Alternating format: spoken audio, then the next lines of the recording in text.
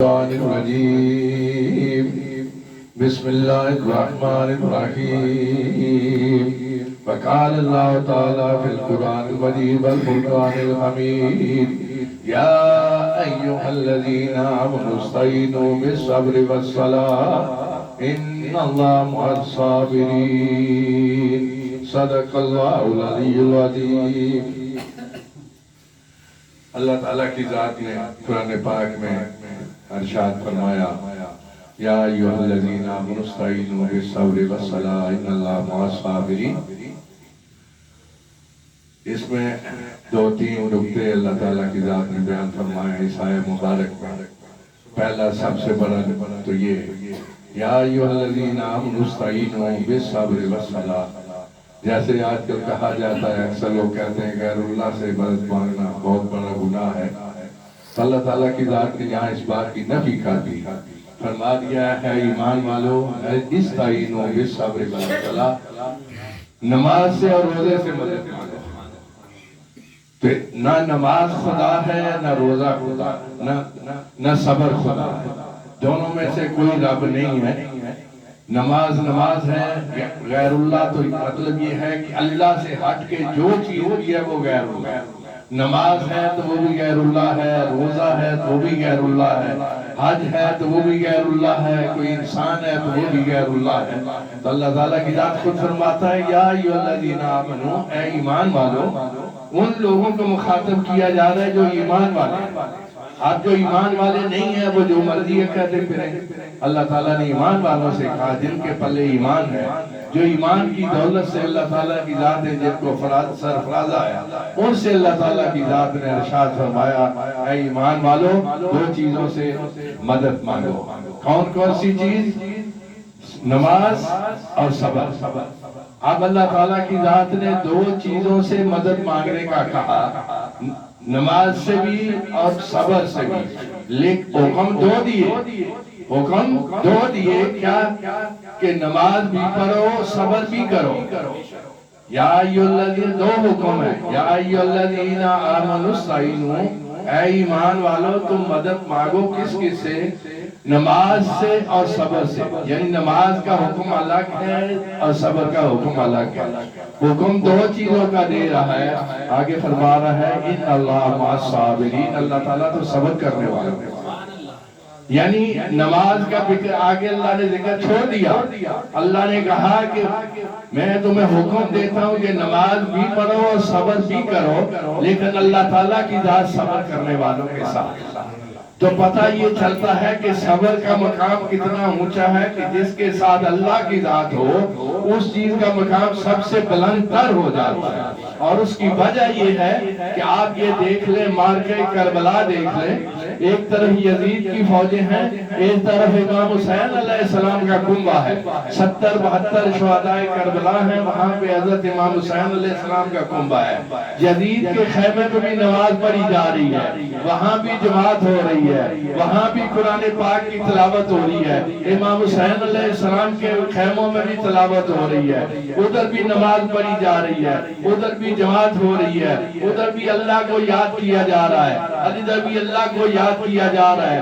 لیکن اصل میں اللہ تعالیٰ بتانا یہ چاہتا ہے صرف نمازیں پڑھنے سے کچھ نہیں ہے، استقامت اور صبر بڑی چیز ہے۔ دیکھیں اس یزیدیوں نے یا یزید نے حضرت امام حسین علیہ السلام کے اوپر کتنے ظلم کیے، پانی بند کر دیا، کتنے دنوں تک پیاسے رہے۔ اب وہ کچھ لوگ یہاں یہ بھی ایک سوال اٹھاتے ہیں کہ یہ جی پانی بند کر دیا، امام حسین علیہ السلام اپنا پانی نہیں جاری کر سکے، وہ اتنی بڑی ہستی آپ بتاتے ہو ان کا پانی، یہ ایک صبر کا کام تھا۔ اللہ تعالیٰ کی ذات ان کا ایک امتحان لے رہی تھی، ورنہ ان کے لیے پانی ایک اشارہ کرنے کی بات تھی۔ حضرت خواجہ معین الدین چشتی رحمت اللہ تعالیٰ کا پانی انہوں نے بند کر دیا، یہودیوں نے، کفار نے، تو انہوں نے وہ دریا کا جب پانی بند کیا تو اپنے ایک شاگرد کو بولا جا کے لے کے جا یہ لوٹا اور اس میں پانی ڈال کے لیا۔ وہ لوٹے میں جب اس نے پانی ڈالا تو سارے کا سارا دریا خشک ہو گیا اور لوٹا بھر گیا، لوٹا بھر کے وہ واپس لے آیا۔ اب جب اس وقت ان کو پتہ چلا کہ وہ پانی تو سارا ادھر چلا گیا، آپ یہ اس لوٹے کے ساتھ سارے وضو بھی کر رہے ہیں، سارے پانی بھی پی رہے ہیں، ان کے پانی کی کمی ان کی ساری ختم ہو جاتی ہے، لیکن وہ جو یہودی تھے، وہ جو ان کے مخالف تھے، جو ان کا پانی بند کر رہے تھے، ان کے پاس پانی کی کمی آ گئی، سب نے جا کے اپنے بڑوں کو بتایا، اپنے سرداروں کو بتایا کہ اس طرح سے وہ ایک جو ملنگ آیا ہے، اس نے پانی سارا ہمارا اٹھا لیا، وہاں چلا گیا ہے۔ وہ معافی مانگتا ہوا آیا، کہنے لگا کہ آپ برائے مہربانی ہمارا پانی چالو کر دیں۔ انہوں نے کہا کہ آئندہ کے لیے ایسی حرکت نہیں کرنا۔ انہوں نے وہی لوٹا جا کے اس دریا میں پانی میں گرایا، دریا پہ ٹھانٹے مارنا شروع ہو۔ تو پتہ چلتا اگر اللہ کے ولیوں میں اتنی طاقت ہے تو جو حضرت امام حسین علیہ السلام جنت کے سردار ہیں، اللہ تعالیٰ کی ذات نے ان کے نام بھی جنت سے بھیجے، ان کے لیے خوراک بھی جنت سے بھیجا کرتا تھا۔ ان کے لیے فرمایا ہم خطبہ پڑھتے ہیں تو خطبے میں بھی ہم پڑھتے ہیں کہ جنتی نوجوانوں کے سردار ہیں۔ بھائی فاطمہ زہرا رضی اللہ تعالیٰ عنہ جنتی عورتوں کی سردار ہیں، یعنی یہ جنت ہے ہی ان کی ہے، پاک کی جنت ہے۔ ارے وہ اتنی ہستی والے جن کے نام جنت سے آئیں، جو اتنے میوے جنت کے دنیا میں رہ کے جنت کے میوے کھائیں، ان کے لیے تو پانی پیدا کرنا کوئی بڑی بات نہیں تھی، لیکن ان کو رسول اللہ صلی اللہ علیہ وسلم نے اپنی زندگی میں بشارت دے دی تھی، اے میرے نواسے، اے میرے بیٹے، تجھے شہید کر دیا جائے گا، فلاں جگہ میں شہید کر دیا جائے گا۔ اتنا بھی بتا دیا گیا تھا کہ جگہ کون سی ہے جس وقت جگہ پہ آپ کو شہید کیا جائے گا، وہ مقام بھی بتا دیا، وہ مٹی بھی حضرت جبرائیل علیہ السلام لے کے رسول پاک صلی اللہ علیہ وسلم کے پاس آئے، وہ مٹی بھی رسول اللہ صلی اللہ علیہ وسلم نے اپنے پاس محفوظ کر لی۔ تو یہ وہ مقام ہے، جنتیوں شہیدوں کا مقام ویسے بھی بڑا ہے۔ اللہ تعالیٰ فرماتا ہے وَلَا تَقُولُوا لِمَن يُقْتَلُ فِي سَبِيلِ اللَّهِ أَمْوَاتٌ، جو اللہ کے راستے میں شہید ہو جائیں، جو اللہ کے راستے میں قتل ہو جائیں، ان کو مردہ مت کہو۔ کہنا تو دور کی بات، اللہ نے یہاں تک کہہ دیا لَا تَحْسَبَنَّ الَّذِينَ قُتِلُوا فِي سَبِيلِ اللَّهِ أَمْوَاتًا۔ اللہ تعالیٰ کہتا ہے کہ ان کے متعلق تم گمان بھی نہ کرو، ذہن میں خیال بھی نہ لے کے آؤ کہ وہ مردہ ہیں۔ کیوں؟ اللہ تعالیٰ کہتا ہے کہ وہ زندہ بھی ہیں اور رزق بھی کھاتے ہیں۔ ارے جو شہید ہوئے رسول اللہ صلی اللہ علیہ وسلم کی وساطت سے، جنہوں نے رسول اللہ صلی اللہ علیہ وسلم کا کلمہ پڑھا، وہ تو زندہ ہیں، لیکن رسول اللہ صلی اللہ علیہ وسلم نعوذ باللہ لوگ کہتے ہیں مردہ ہو گیا، مٹی میں مر کے مٹی ہو گئے۔ کتنے افسوس کی بات ہے، جن کی وجہ سے لوگ جو ہیں وہ جنتی ہو رہے ہیں، جن کی وجہ سے اللہ تعالیٰ کی ذات نے کائنات بنائی، جن کی وجہ سے اللہ تعالیٰ نے یہ سب کچھ کیا۔ اللہ تعالیٰ کی ذات فرماتا ہے لولاک لما خلقت الافلاک، اے میرے محبوب اگر میں تجھے نہ پیدا کرتا میں پیدا ہی نہ کچھ کرتا۔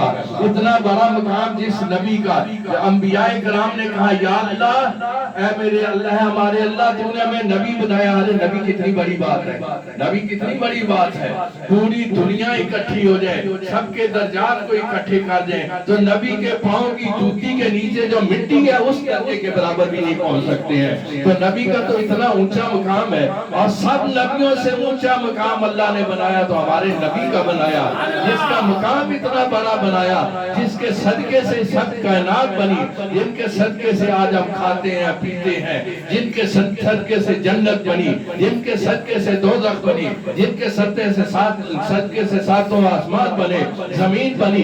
ارے ان کا مقام کون کہہ سکتا ہے؟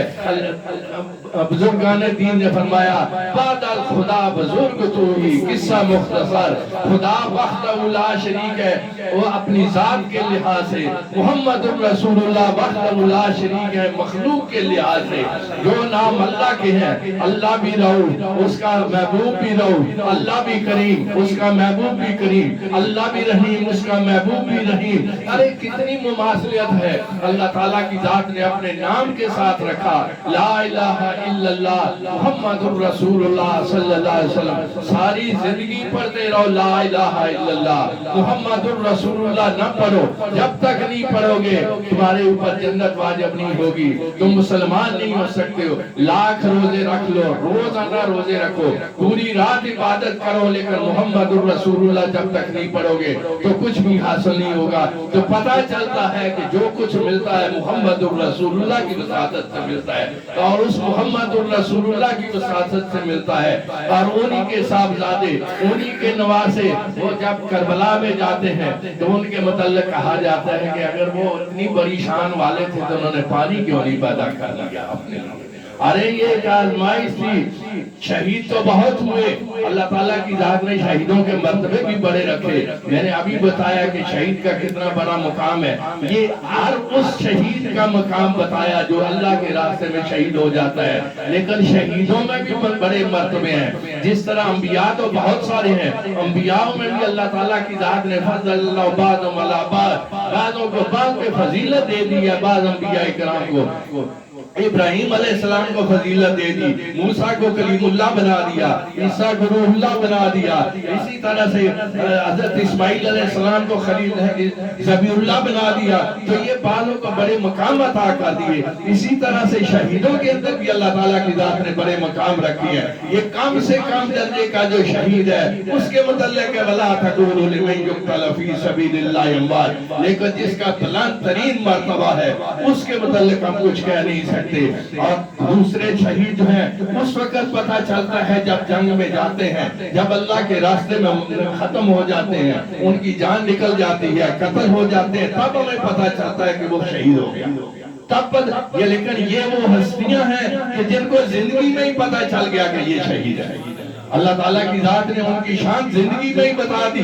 रसूलुल्लाह सल्लल्लाहु अलैहि वसल्लम का अल्लाह ताला की जात ने जिब्राइल अलैहिस्सलाम के जरिए से बता दिया कि मैं आपका नवासे की कुर्बानी मांगता हूँ। रसूलुल्लाह सल्लल्लाहु अलैहि वसल्लम ने कहा, ऐ मेरे मौला जिस तरह तू राजी इस तरह मैं राजी। रसूलुल्लाह सल्लल्लाहु अलैहि वसल्लम ने कहा, अल हुसैन मिन्नी व अना मिनल हुसैन। अरे ये तो समझ में आता है कि हुसैन रसूलुल्लाह सल्लल्लाहु अलैहि वसल्लम से है, लेकिन ये कैसे समझ में आएगा अना मिनल हुसैन कैसे समझ में आएगा?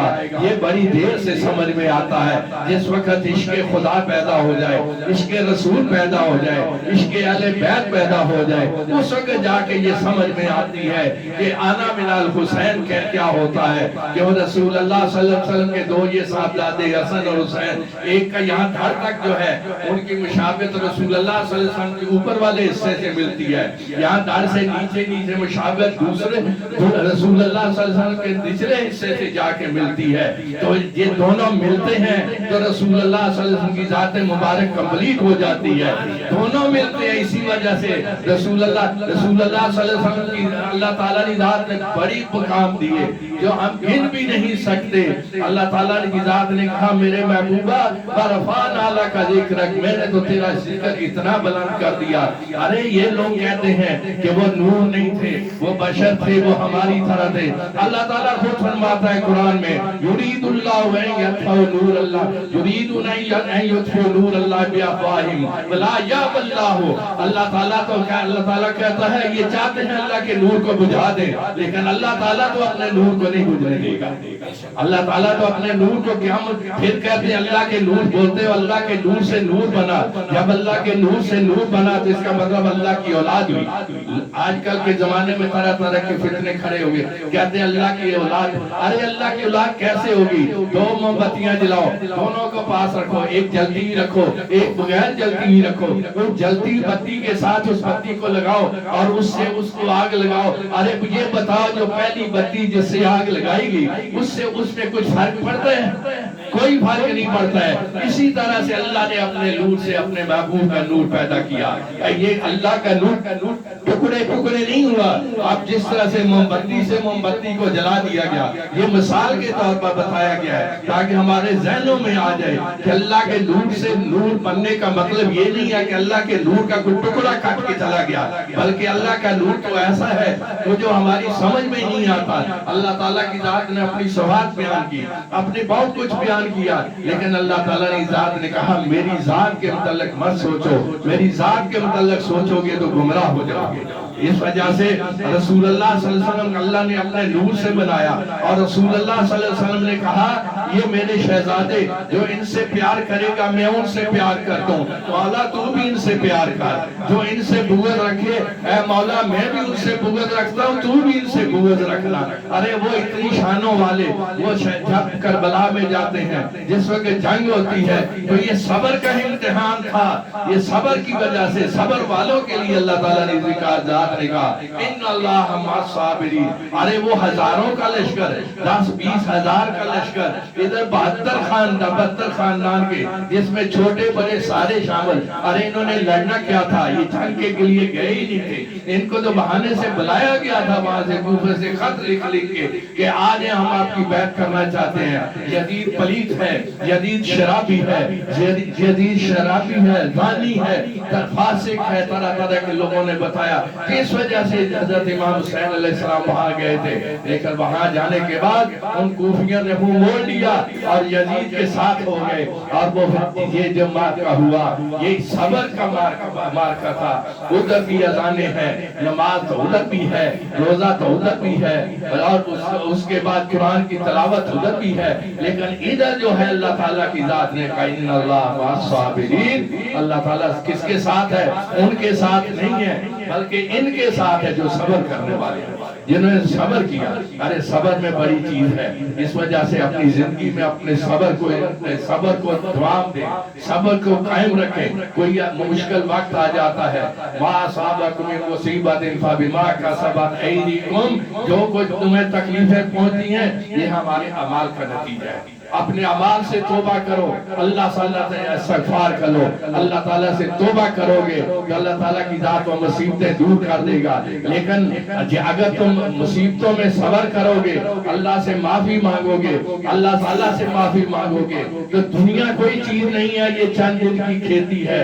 اللہ تعالیٰ کی ذات فرماتا ہے کہ ما ھذا الحیات الدنیا الا لہو و لعب، یہ دنیا جو ہے کھیل کود ہے، اس کے علاوہ کچھ نہیں ہے۔ آگے اللہ تعالیٰ کی ذات نے ایک اور جگہ ارشاد فرمایا من کان یرید حرث الآخرۃ نزد له فی حرثہ ومن کان یرید حرث الدنیا نؤتیہ منہا۔ اور اللہ تعالیٰ کی ذات نے فرمایا دیکھیں جو دنیا آخرت کے لیے، جو آخرت کے لیے مانگتے ہو میں وہ بھی دیتا ہوں، لیکن یہ دنیا کوئی چیز نہیں ہے، دنیا نہ مانگو۔ آج قیامت کا دن ہوگا، رسول اللہ صلی اللہ علیہ وسلم کی حدیث مبارک ہے، کتنے لوگ ایسے ہوں گے جن کے نام مال میں بہت ساری چیزیں ہوں گی جو انہوں نے دنیا میں نہیں کام کیے ہوں گے، لیکن ان کے اعمال میں لکھے ہوں گے، ان کے درجات بلند ہوں گے۔ تو وہ بندے یہ کہیں گے یا باری تعالیٰ یہ تو اعمال میں نے نہیں کیے، اللہ تعالیٰ کہے گا یہ وہ تمہاری دعائیں ہیں جو دنیا میں میں نے قبول نہیں کی، جو دنیا میں تمہاری۔ آج ہم اللہ پہ شکوہ شروع کر دیتے ہیں، مولا میں اتنا عرصہ ہو گیا دعائیں مانگتے ہوئے، ہماری دعا قبول نہیں ہوتی ہے، لیکن یہ دعائیں سب قبول ہوتی ہیں، کوئی کسی محمد کی کسی مسلم کی دعا ایسی نہیں رد نہیں ہوتی ہے۔ اللہ تعالیٰ فرماتا ہے کہ مجھے پکارو میں تمہاری پکار کا جواب دوں گا۔ یا ایھا الذین آمنوا استجیبوا للہ وللرسول اذا دعاکم۔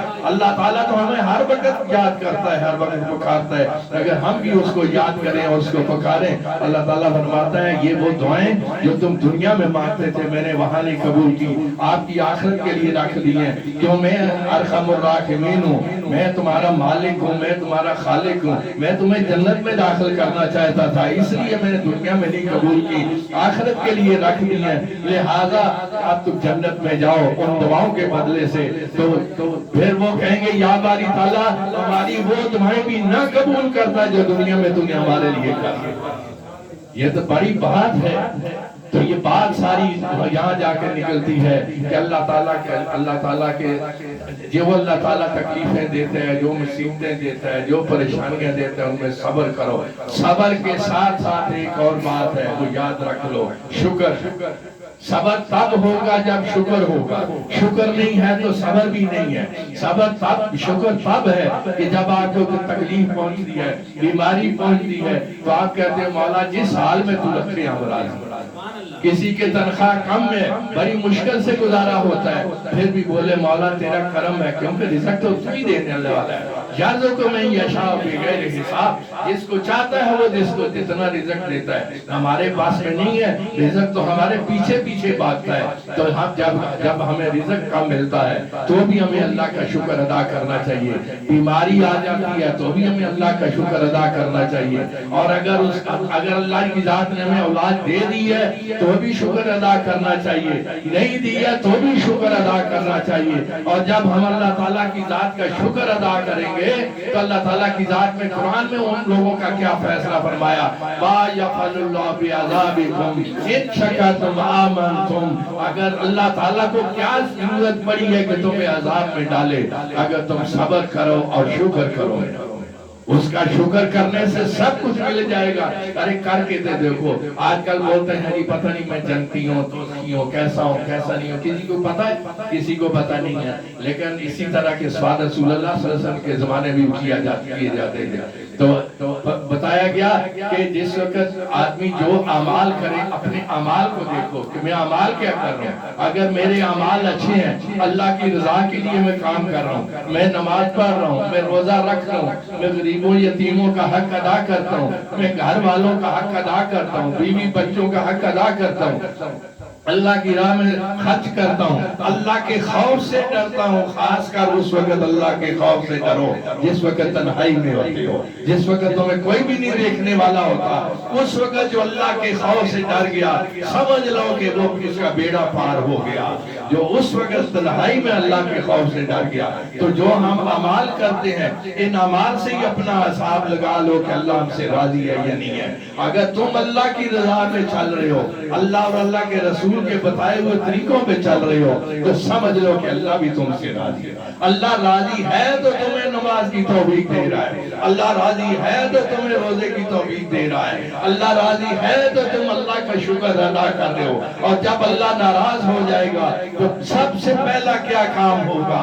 سب سے پہلے آپ سے سارے نیک اعمال چھین لیے جائیں گے، نماز بھی چھین لی جائے گی، روزہ بھی چھین لیا جائے گا، اللہ کا خوف بھی چھین لیا جائے گا. جب یہ ساری چیزیں چھین لی جائیں گی تو پھر مصیبتوں کے پہاڑ امڑ آئیں گے، پھر مصیبتیں اور پریشانیاں نظر آئیں گی. لیکن یہ یاد رکھو کہ سب سے پہلے اللہ تعالیٰ کی ذات کا شکر ادا کرو کہ اے مولا اپنی نمازوں میں اپنی دعاؤں میں اللہ کا شکر ادا کیا کرو. مولا تیرا شکر ہے.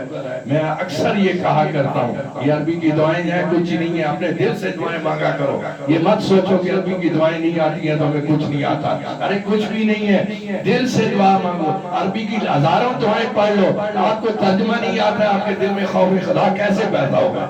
آپ کو کیسے پتا چلے گا کہ میں کیا مانگ رہا ہوں اور کس سے مانگ رہا ہوں؟ پتہ ہی نہیں چلے گا.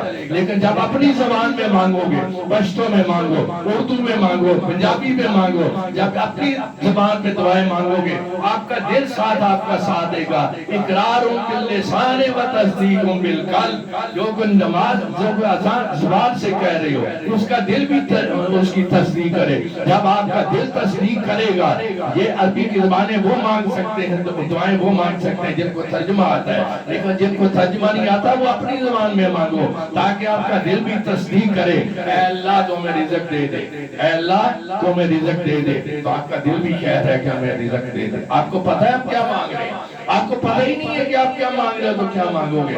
لیکن جس وقت دعا مانگو تو اللہ کا بول مولا تیرا شکر ہے، تیرا کرم ہے کہ تو نے ہمیں نماز پڑھنے کی توفیق عطا فرمائی. مولا تیرا میں جب دعا مانگتا ہوں اب جو اکثر نماز میں جو اس محفل میں آتے ہیں وہ جانتے ہیں میری دعاؤں کی ابتدا کہاں سے ہوتی ہے، یہاں سے ہی ہوتی ہے. مولا تیرا لاکھ لاکھ شکر ہے، تیرا کروڑا مرتبہ احسان عظیم ہے کہ تو نے آج پھر ہمیں اپنی یاد کی توفیق نصیب فرمائی.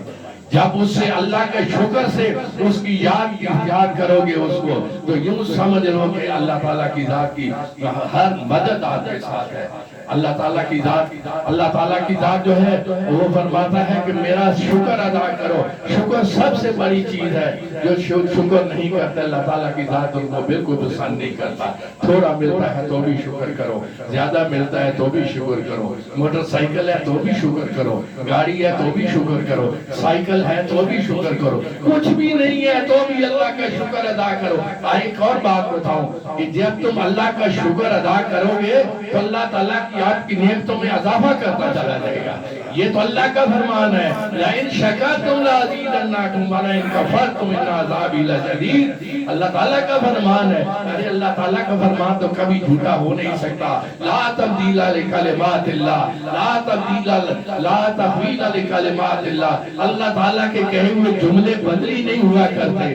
اللہ تعالیٰ فرماتا ہے اگر تم میرا شکر ادا کرو گے, دیکھو کتنا اللہ تعالیٰ کی ذات, ایک تو شکر کا بولنے کے بعد میں تسلی کتنی دے رہا ہے کہ اگر تم میرا شکر ادا کرو گے, لَإِن شَكَرْتُمْ, اگر تم میرا شکر ادا کرو گے, لَأَزِيدَنَّكُمْ, میں تمہارا اور بڑھا دوں گا. ارے جس کو 100 ملتے ہیں اس کو 200 ملیں گے. کر کے دیکھو, پریکٹیکل کر کے دیکھو. میرا آپ سے چیلنج ہے کہ جو آدمی یہ کر کے دیکھے اور پھر مجھے آ کے میرے گلے گریباں پکڑ سکتا ہے کہ ہم اللہ کا شکر ادا کرتے ہیں لیکن ہمیں کچھ نہیں ملتا. ارے وہ دگنا چگنا اس کو ملتا چلا جائے گا, کیونکہ یہ اللہ کا فرمان ہے, کبھی جھوٹا نہیں ہو سکتا. لَإِن شَكَرْتُمْ لَأَزِيدَنَّكُمْ, میں اپنی نعمتوں میں اور اضافہ کر دوں گا. لیکن دوسری طرف فرمایا وَلَئِن كَفَرْتُمْ, اور اگر تم کفر کرو گے, مالا سن دیتا ہی کیا, مالا سن دیتا ہی کیا, میرے کل ہے ہی کی ہے. ہر ویلے میں دکھا میں رہنا, ہر وقت میں مصیبتہ میں رہنا. سارے لوگوں کو اولاداں دیتی ہیں, میں نے اولاد نہیں دیتی. لوگوں کو بچڑے دیتے نہیں, میں نے بچیاں بچیاں ساریاں دے دیتی ہیں. جس وقت یہ گلا کرو گے تو پھر اس کو پھر بعد اللہ تعالیٰ کہتا ہے لَإِن شَكَرْتُمْ لَأَزِيدَنَّكُمْ وَلَئِن كَفَرْتُمْ إِنَّ عَذَابِي لَشَدِيدٌ. تو پھر میرے عذاب کے لیے تیار ہو جاؤ, میرا عذاب بڑا سخت ہے. تو اللہ تعالیٰ کے عذاب سے بچو, اللہ تعالیٰ کا عذاب بہت برا ہے. اگر آپ کو بیوی ملی ہے, بیوی کا اللہ سے شکر ادا کرو. مولا تیرا شکر ہے تو نے یہ بیوی عطا کیا. جو اولاد ملی ہے اس کے لیے اللہ کا شکر ادا کرو. مولا تیرا شکر ہے یہ تمہارے نصیب میں اللہ نے جب وہ لکھی ہے تو تمہیں ملنی تھی. اب تم اللہ اگر یہ کہو گے کہ کیا میں نے کر لیا تو اس کا مطلب یہ ہے کہ تم اللہ پہ شکوہ کر رہے ہو. اللہ پہ شکوہ نہ کرو, اللہ سے شکایتیں نہیں کرو. اللہ تعالیٰ احکم الحاکمین ہے. ہر چیز کو ہمارے لیے کیا بہتر ہے وہ بہتر جانتا ہے, ہم نہیں جانتے ہیں. اس نے ہمیں جو اولاد دی ہے اس لیے اللہ کا شکر ادا کیا کرو. مولا تیرا شکر ہے تو نے بچیاں بھی دی, بچے بھی دی. مولا تو نے بچیاں نہیں دی ہیں, بچے دیے, پھر بھی تیرا شکر ہے. مولا تیرا تو نے صرف بچے دیے ہیں, بچیاں نہیں دی ہیں, پھر بھی تیرا شکر ہے. مولا تو نے کچھ بھی نہیں دیا لیکن میرے مولا تو نے اتنی بڑی لاش تو عطا کی, اتنا بڑا میرا مجھے جسم تو عطا کیا. کتنا بڑا اللہ کی نعمت ہے کہ ہم آنکھوں سے دیکھتے ہیں, قرآن پاک کی تلاوت کرتے ہیں. کتنی بڑی اللہ کی کرم نوازی, اللہ نے زبان دی, ہم قرآن پاک پڑھتے ہیں. کتنی اللہ تعالیٰ کی کرم نوازی, ہم کان دی اللہ نے, ہم کانوں سے قرآن پاک کی تلاوت سنتے ہیں. کتنی اللہ تعالیٰ کی ذات کرم نوازی دی ہے کہ اس نے ہمیں ٹانگیں دی, ہم کل کے مسجد میں جاتے ہیں, جہاں نماز پڑھتے ہیں وہاں نماز پڑھتے ہیں. ارے عقل دی ہے سوچنے کے لیے, ہم اس سے فیصلے کرتے ہیں. کتنی اللہ تعالیٰ کی کرم نوازی ہے. اسی طرح اسی وجہ سے اللہ نے بے شمار نعمتیں دی ہیں. وَإِن تَعُدُّوا نِعْمَتَ اللَّهِ لَا تُحْصُوهَا, اللہ کی تو نعمتوں کو کہاں سے گنو گے, ارے گن ہی نہیں سکتے ہو. ہم گن کیا سکتے ہیں؟ اللہ کی بے شمار نعمتیں ہیں. اللہ کی نعمتوں کا شکر ادا کیا کرو. اللہ تعالیٰ کی نعمتوں کا شکر ادا کرتے ہو. آج یہ اپنے پلے میں باندھ کے جاؤ, آج سب اپنے پلے میں باندھ کے جاؤ اور ہر لمحے اللہ کا شکر ادا کرو. اور پھر دیکھو دن بدن آپ کے دن کیسے بدلی ہوتے ہیں, دن بدن کس طرح آپ کی قسمت بدلتی ہے. لَإِن شَكَرْتُمْ لَأَزِيدَنَّكُمْ, اللہ کا فرمان ہے کہ میں اپنی نعمتوں میں اور اضافہ کر دوں گا. اللہ یہ جو کچھ دیتا ہے جو اس نے دیا ہے وہ اسی کا دیا ہوا ہے. اللہ تعالیٰ کی ذات ہم سب کو اس کا شکر ادا کرنے کی اور صبر کرنے کی توفیق عطا فرمائے. صبر کیا کرو, برداشت کیا کرو, تحمل کیا کرو, تحمل اور بردباری سے کام لو. آج کل کا زمانہ ایسا آ گیا ہے کہ اس میں صبر ختم ہو گیا, تحمل ختم ہو گیا, بردباری ختم ہو گئی, شکر ختم ہو گیا. یہ ساری چیزیں ختم. نمازیں باقی ہیں, مسجدیں بھری ہوئی ہیں, روزے بھی اسی طرح سے رکھے جاتے, لیکن یہ چیزیں ختم ہو گئی ہیں. ان ان چیزوں کو پیدا کرو اگر کچھ حاصل کرنا ہے. آج بھائی بھائی کو قتل کر رہا ہے, نماز پڑھ کے آ رہا ہے تو بھائی کو قتل کر رہا ہے, نماز پڑھ کے آ رہا ہے تو دوسرے کا گلا دبا رہا ہے, نماز پڑھ کے پچھلے دنوں میں نے دیکھا کہ ماں کو کسی نے قتل کر دیا. ارے کتنی بڑی بات ہے. اللہ تعالیٰ فرماتا ہے, رسول اللہ صلی اللہ علیہ وسلم نے ارشاد فرمایا, الجنت تحت اقدام الامہات, جنت تمہارے ماؤں کے قدموں کے نیچے. ارے جنت جن کی مائیں زندہ ہیں جنت حاصل کرو. میں کہہ رہا ہوں بے شک دوسرے کاموں کو چھوڑو, جا کے اس کے پاؤں چومو, آپ کو جنت مل جائے گی. دیکھو نماز پڑھتے ہو کوئی پتہ نہیں قبول ہوئی یا نہیں, روزہ رکھتے ہو پتہ نہیں قبول ہوا نہیں, لیکن رسول اللہ صلی اللہ علیہ وسلم کا فرمان کبھی جھوٹا نہیں ہو سکتا. آپ اپنی ماؤں کے جا کے پاؤں چوما کرو, ان کے پاؤں دبایا کرو, صبح شام جا کے ان کا دیدار کیا کرو. اللہ تعالیٰ ایک جگہ رسول اللہ صلی اللہ علیہ وسلم نے ارشاد فرمایا, جو صبح شام جا کے اپنے ماں باپ کا دیدار کرتا ہے جنت کا سب سے بڑا دروازہ اس کے لیے کھول دیا جاتا ہے. ابھی کام کچھ نہیں کیا, پانی بھی نہیں پلایا, دوائی بھی نہیں لا کے دی ہے, اس کو مٹھیاں بھی نہیں بھری ہیں, کچھ بھی نہیں کیا, سا کے دیدار کیا محبت کے ساتھ. ارے جو صرف دیدار کرنے کا یہ نتیجہ ہے, تو جو ان کی خدمت کرے گا اس کو کیا کچھ نہیں ملے گا, سب کچھ ملے گا. ارے اسی طرح سے فرمایا, رضا رب پھر رضا والدے, باپ راضی ہو گیا تو خدا راضی ہو گیا. یہ جو کچھ کرتے ہیں ہم کس لیے کرتے ہیں؟ رب کو راضی کرنے کے لیے کرتے ہیں. رب ہمارا راضی ہو جائے. نماز پڑھتے ہیں کیوں؟ رب راضی ہو جائے. روزہ رکھتے ہیں کیوں؟ رب راضی ہو جائے. زکات دیتے ہیں رب راضی ہو جائے. قربانی دیتے ہیں رب راضی ہو. ارے اتنے جو خرچہ کر کے عمرہ کرنے کے لیے جاتے ہیں, کیوں جاتے ہیں؟ رب راضی ہو جائے. رب راضی کرنے کے لیے جاتے ہیں نا. جب رب راضی کرنے کے لیے وہاں جاتے ہیں تو گھر میں رب راضی ہو رہا ہے, کیوں نہیں کرتے ہیں؟ گھر میں باپ بیٹھا ہوا اس کو راضی کر لو تو رب راضی. ماں کی خدمت کر لو تو جنت یہاں ہی بیٹھی بیٹھی آپ کے پاس بیٹھی ہے. جنت آپ اسے جا کے چومو تو صحیح, ماں کے پاؤں تو چومو. ارے ماں باپ سے جو کچھ ملتا ہے وہ آدمی سوچ بھی نہیں سکتا ہے. ماں باپ کی محبت اس میں غرق ہو جاؤ. اگر آج کا سب سے بڑی کمی جو پائی جا رہی ہے وہ ماں باپ کے ساتھ ناانصافی ہے, ان کے ساتھ بددیانتی ہے, ان کے ساتھ جو ہے اس نے سلوک نہیں کیا جاتا بلکہ ان کے ساتھ بڑا برا سلوک کیا جاتا ہے. ارے ان باتوں کی طرف آؤ جو اللہ اور اللہ کے رسول نے ہمیں سکھائی ہیں. آج ہم کیوں دھکے کھا رہے ہیں, آج کیوں دوسری قوموں کے غلام بن رہے ہیں؟ کیونکہ ہمارا ایک فرد جو ہے وہ اسی طرح سے بدرا ہوتا جا رہا ہے. فرد قائم رہتے ملت سے ہے, تنہا کچھ نہیں, موج ہے دریا میں بیرون دریا کچھ نہیں. فرد تبھی رہو گے, اکیلے تبھی بچ سکو گے جب پورے معاشرے کو ساتھ لے کے چلو, دوسروں کو بھی تلقین کرو, دوسروں کو بھی اس طرف لے کے آؤ, صبر کی طرف, تحمل کی طرف, بردباری کی طرف, شکر کی طرف. تھوڑی سی بات میں پچھلے دنوں میں نے پڑھا, ٹی وی میں آ رہا تھا میرے خیال میں, پتہ نہیں 100-200 روپے کی بات سے بندہ قتل کر دیا. اندازہ کر, یہی حالت تھی وہاں عرب میں, یہی حالت تھی عرب میں جس وقت رسول اللہ صلی اللہ علیہ وسلم آئے تھے. کوئی معمولی سی بات ہوتی تھی تو وہ قتل کر دیا کرتے تھے. نتیجہ کیا نکلتا ہے کہ اس کے باپ کو قتل کیا, آگے اس کے بیٹا آ گیا, وہ اس نے اس کو قتل کر دیا, پھر اس نے اس کو قتل کر دیا. وہ چلتا رہتا تھا, کتنی آگے وہ نسلیں چلتی رہتی تھی, ایک دوسرے کو قتل کرتے رہتے تھے.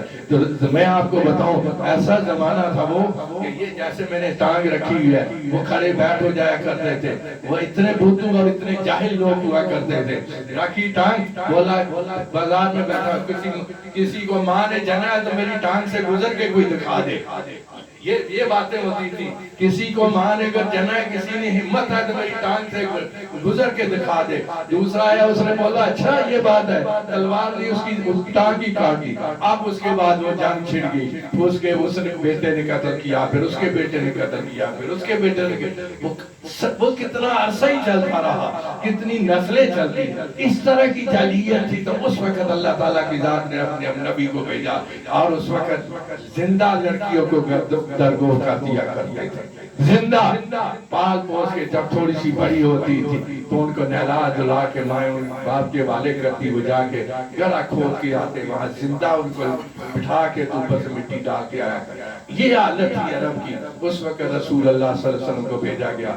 لا الہ الا اللہ محمد الرسول اللہ پڑھایا گیا اور اس طرف لے کے آیا گیا۔ اللہ تعالیٰ کی ذات نے یہ قرآن پاک نازل فرمایا ہماری رابری کے لیے، اس سے رابری میں جو کچھ اس میں لکھا ہے اس پہ عمل کریں اور اپنے رشتوں کو بھی قائم رکھیں، ماں باپ کو رشتے کو بھی قائم رکھیں، بہن بھائیوں کے رشتے کو قائم رکھیں۔ رسول اللہ صلی اللہ علیہ وسلم نے فرمایا وہ شخص جنت میں نہیں جائے گا، وہ شخص جنت میں نہیں جو جائے گا، اور بھی اس کے ساتھ اور بھی ایسے اشخاص ہیں جو جنت میں نہیں جا سکتے، ہر کس جنت میں نہیں جائیں گے۔ ان میں سے ایک وہ شخص ہے جو قطع تعلق کرتا ہے، جو قطع تعلق کرتا ہے، جو اپنے رشتہ داروں کو ان کے ساتھ تعلق معمولی باتوں میں بولتا میں اس سے نہیں بولتا، میں اس سے نہیں بولتا، میں اس سے نہیں بولتا، میں اس سے نہیں، اس نے یہ کیا اس نے وہ کیا۔ ارے آپس میں بردباری رکھو، صبر و تحمل کرو، اللہ کا شکر ادا کرو۔ اللہ تعالیٰ کی ذات ہم کو صبر و شکر کی توفیق عطا فرمائے، بردباری کی توفیق نصیب فرمائے، اور اللہ تعالیٰ کی ذات ہمیں ان طریقوں پہ جلائے جس میں رسول اللہ صلی اللہ علیہ وسلم نے ارشاد فرمایا۔ اسی میں ہماری بھلائی ہے، اسی میں ہماری بہتری ہے۔ کاش ہم آج بھی سمجھ جائیں اور اس طرف آ جائیں اور اس طرف چل پڑیں تو ہماری عاقبت بھی بن جائے گی، دنیا بھی بن جائے گی، یہ دنیا بھی بن جائے گی، عاقبت بھی بن جائے گی۔ لیکن اگر ہم اس طرف آ جائیں تو اللہ تعالیٰ کی ذات ہم سب کو اس کی توفیق نصیب فرمائے۔ وما علینا الا البلاغ۔ اب صلاۃ و سلام کریں۔